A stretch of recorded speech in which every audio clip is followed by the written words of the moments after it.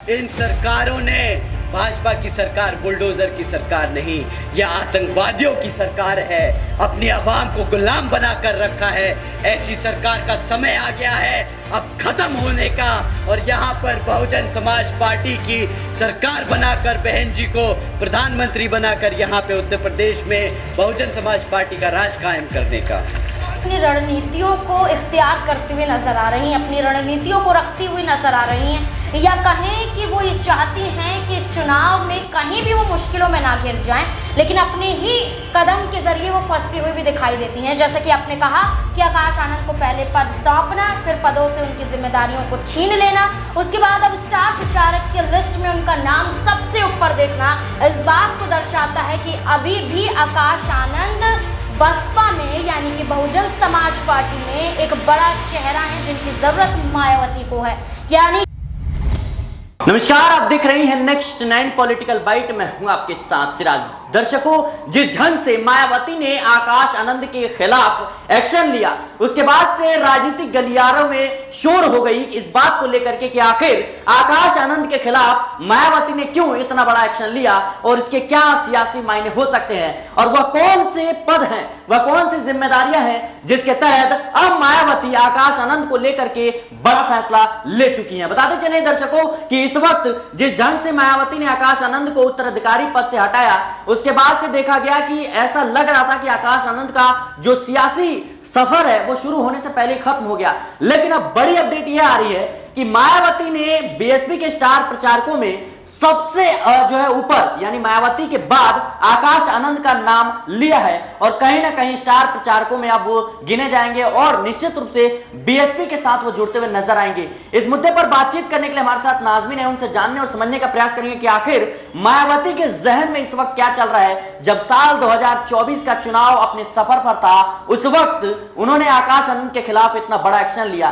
तो नाज़मीन, मेरा पहला सवाल यह रहेगा कि पहले उत्तराधिकारी और कोऑर्डिनेटर के पद से हटाना, उसके बाद से स्टार प्रचारकों की लिस्ट में नाम को शामिल करना, क्या इसके सियासी मायने हो सकते हैं? चुनाव में इसका क्या प्रभाव देखने को मिल सकता है? देखिए, आकाश आनंद जो मायावती के भतीजे हैं, पहले मायावती उन पर एक्शन लेती है कि नेशनल कोऑर्डिनेटर और उत्तराधिकारी पद से हटाए जाते हैं। खुद ट्वीट के माध्यम से कहती हैं कि अभी राजनीतिक परिपक्व नहीं है आकाश आनंद और ऐसे में सीखने की काफी जरूरत है और ऐसे में 2 जिम्मेदारियां उनसे वापस ली जाती है। लेकिन मायावती इस बार के लोकसभा चुनाव में सोच समझकर कहीं ना कहीं अपनी रणनीतियों को इख्तियार करते हुए नजर आ रही हैं, अपनी रणनीतियों को रखती हुई नजर आ रही हैं, या कहें कि वो ये चाहती हैं कि इस चुनाव में कहीं भी वो मुश्किलों में ना घिर जाएं, लेकिन अपने ही कदम के जरिए वो फंसती हुई भी दिखाई देती हैं। जैसे कि आपने कहा कि आकाश आनंद को पहले पद सौंपना, फिर पदों से उनकी जिम्मेदारियों को छीन लेना, उसके बाद अब स्टार प्रचारक के लिस्ट में उनका नाम सबसे ऊपर देखना इस बात को दर्शाता है कि अभी भी आकाश आनंद बसपा में यानी कि बहुजन समाज पार्टी में एक बड़ा चेहरा है जिनकी जरूरत मायावती को है। यानी कि आप ये देख सकते हैं कि ये मायावती की सोची समझी रणनीति थी कि पहले आकाश आनंद को हटाया जाएगा, वो कहीं ना कहीं मीडिया के नजरों में आएंगे। आकाश आनंद को लेकर तमाम तरीके के कयास लगाए जाते हैं, जैसे कि आप देख लीजिए, आकाश आनंद क्या सपा की तरफ बढ़ेंगे, आकाश आनंद क्या मायावती से बगावत कर देंगे, अपनी बुआ से ही अलग हटते हुए नजर आएंगे। तमाम कयास लगाए गए कि अब आकाश आनंद का अगला कदम क्या हो सकता है। इसी बीच में मायावती ने अपना एक और मास्टर प्लान यहाँ पर फेंक दिया कि स्टार प्रचारक की लिस्ट में सबसे ऊपर उनका नाम है, यानी कि अभी भी वो चुनाव प्रचार प्रसार कर सकते हैं। नाज़मीन, एक सवाल यह भी है कि जब जो है आकाश आनंद चुनाव प्रचार के लिए जा रहे थे, उस वक्त उन्होंने भारतीय जनता पार्टी के खिलाफ तीखे हमले बोले थे और साफ तौर पर उन्होंने कहा था कि यह सरकार बुलडोजर की सरकार नहीं, यह आतंकवादियों की सरकार है और महंगाई, रोजगारी और तमाम तरह के जो मुद्दे हैं उसको उठाते हुए नजर आए थे। चलाता है साथियों, इन सरकारों ने, भाजपा की सरकार बुलडोजर की सरकार नहीं, यह आतंकवादियों की सरकार है। अपनी आवाम को गुलाम बनाकर रखा है। ऐसी सरकार का समय आ गया है अब खत्म होने का। और यहाँ पर बहुजन समाज पार्टी की सरकार बनाकर, बहन जी को प्रधानमंत्री बनाकर यहाँ पे उत्तर प्रदेश में बहुजन समाज पार्टी का राज कायम करने का।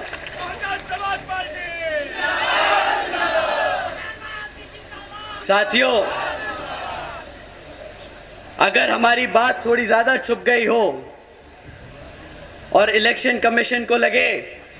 कि हमें तालिबान नहीं बोलना चाहिए था या भाजपा को आतंकवादी नहीं बोलना चाहिए था, तो हम उनसे दरख्वास्त करेंगे कि यहाँ उतर के आके देखें और गांव-गांव में घूमें और पता करें कि यहाँ के जो बहन बेटियाँ हैं, जो हमारे युवा हैं, वो किस हालत में जी रहे हैं। वो खुद समझ जाएंगे कि जो हमने कहा वो गलत नहीं, वो सत्य है, वो सच है, वो हमारी आवाम आज जी रही है। साथियों, रोजगार पर एक और टिप्पणी करी थी आदरणीय प्रधानमंत्री जी ने। उन्होंने कहा था कि भाई सरकारी नौकरियां नहीं है तो क्या हुआ, सरकारी नौकरियां नहीं है तो क्या हुआ, भाई पकोड़े तो तल रहा है ना, वो भी तो रोजगार है। अब आप ही बताइए, इतनी पढ़ाई लिखाई कराकर अपने बच्चे को आप पकोड़ा तलवाएंगे क्या? बहुजन समाज पढ़ा लिखा समाज है, वो पकोड़े तलने के लिए नहीं पैदा हुआ है। वो यहाँ अपने भारत की संविधान के आधार पर चलकर अपने भारत को आगे बढ़ाने का काम करेगा। बहुजन समाज पहला सवाल लटकाए, इतनी तेज धूप में आप हमें यहाँ सुनने आए हैं। हमारी माताएं बहनें जो आज इतनी बड़ी संख्या में यहाँ मौजूद हैं, हमारे सभी युवा साथी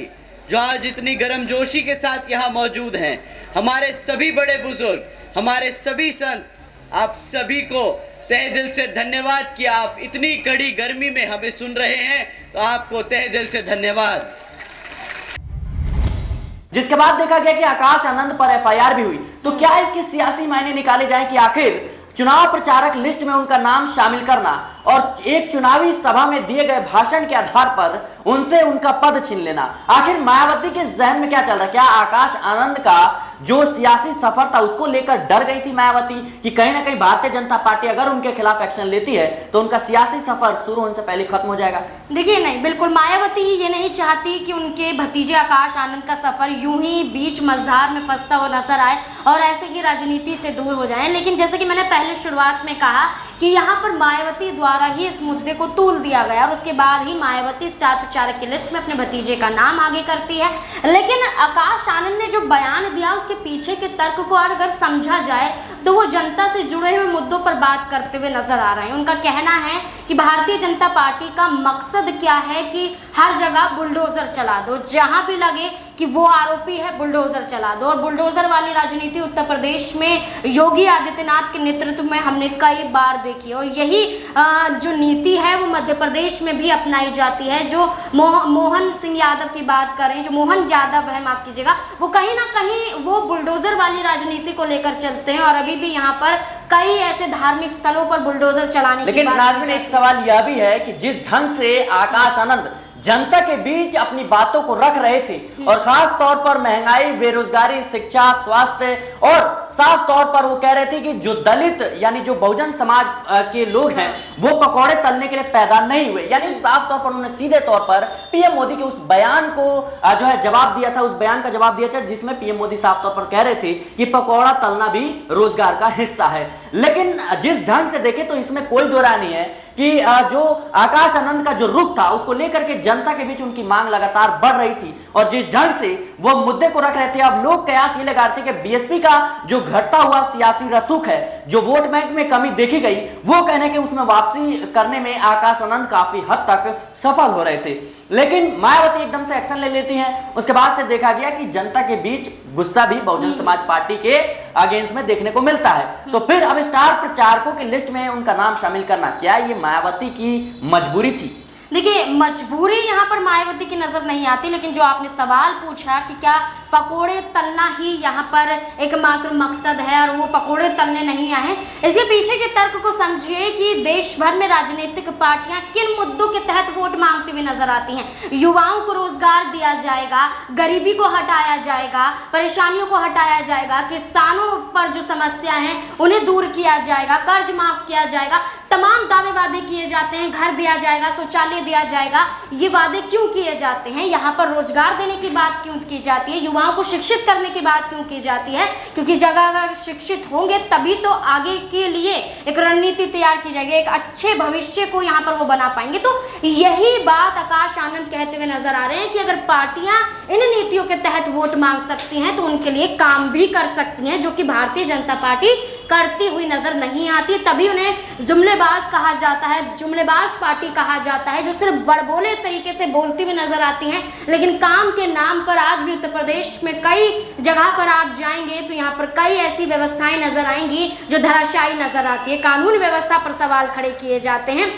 तो ऐसे में आकाश आनंद को जिम्मेदारियों से हटाना, फिर उसके बाद आकाश आनंद को जिम्मेदारियां देना, स्टार प्रचारक के रूप में नजर आना उनका, ये कहीं ना कहीं मायावती की रणनीति मानी जाती है, कमजोरियां नहीं। और आकाश आनंद का यही कदम या मायावती का यही कदम आकाश आनंद को आगे राजनीति में बड़ी जिम्मेदारियां दिलवा भी सकता है, और जो उत्तराधिकारी कहीं ना कहीं बनाए गए थे वो दोबारा उत्तराधिकारी बनाए भी जा सकते हैं, और आकाश आनंद के बलबूते पर वोट बैंक अच्छा खासा मायावती हासिल कर सकती है। जी बिल्कुल, आकाश आनंद के बलबूते पर बहुजन समाज पार्टी को वोट जरूर मिलेगा, क्योंकि जिस ढंग से अपने मुद्दों को रखते हुए नजर आ रहे थे और जनता के बीच जो संबोधित कर रहे थे, साफ तौर पर उन्होंने भारतीय जनता पार्टी को खुली चुनौती दी थी और आंख से आंख मिलाते हुए नजर आ रहे थे। लेकिन इन सब के बीच मायावती ने बीच मझधार में यानी लोकसभा चुनाव के बीच उन्होंने एक बड़ा फैसला लिया, जिसके बाद से देखा गया कि यूपी की सियासत में कई सवाल उठने लगे कि आखिर मायावती अपने ही भतीजे के खिलाफ इतने अग्रसर क्यों हो गई हैं, इतने आक्रोशित क्यों हो गई हैं। लेकिन मायावती ने जिस बात को रखा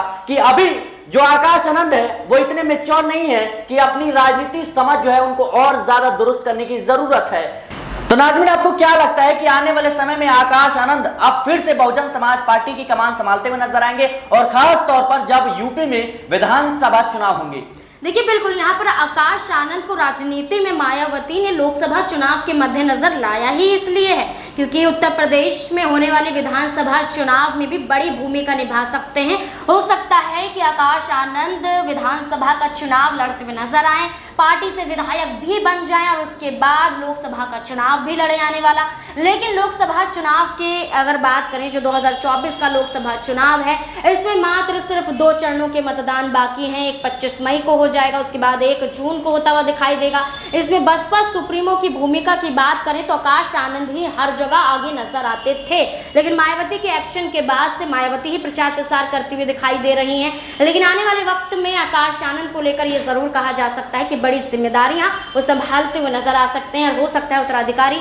दोबारा बना दिए जाए। जी बिल्कुल दर्शकों, क्योंकि जिस ढंग से मायावती ने अकेले लोकसभा चुनाव 2024 में उतरने का फैसला किया, उसके बाद से सवाल उठ रहे कि क्या भारतीय जनता पार्टी की मायावती जो है वो मदद कर रही है। ये तमाम जो सवाल है वो उठ रहे थे, लेकिन इसी बीच मायावती ना एनडीए में शामिल होती है और ना ही इंडिया गठबंधन में शामिल होती है। हाल ही में अखिलेश यादव ने साफ तौर पर कहा था कि इंडिया गठबंधन जो है वो जीत की ओर बढ़ रहा है और मायावती को मदद करनी चाहिए इंडिया गठबंधन की। तो ये तमाम कोशिशों के बावजूद भी मायावती जो है इंडिया गठबंधन में शामिल नहीं होती हैं, और उसके बाद से आकाश आनंद के खिलाफ जिस तरीके से एक्शन लिया, और सबसे ज्यादा उस टाइमिंग को लेकर सवाल उठ रहे थे कि जिस टाइमिंग पर जो है आकाश आनंद जो है बीजेपी के खिलाफ अग्रसर नजर आते हैं और कई भाषणों में साफ तौर पर वो बीजेपी के कई जो नीति है उस पर सवाल उठाते हैं और जो कई फैसले हैं उस पर सवाल उठाते हैं। उसके बाद से देखा गया कि मायावती आकाश आनंद को सीधे तौर पर कोऑर्डिनेटर पद और उत्तराधिकारी पद से हटा देती हैं। लेकिन अब जिस तरीके से अपने चुनाव प्रचार में स्टार प्रचारकों की लिस्ट में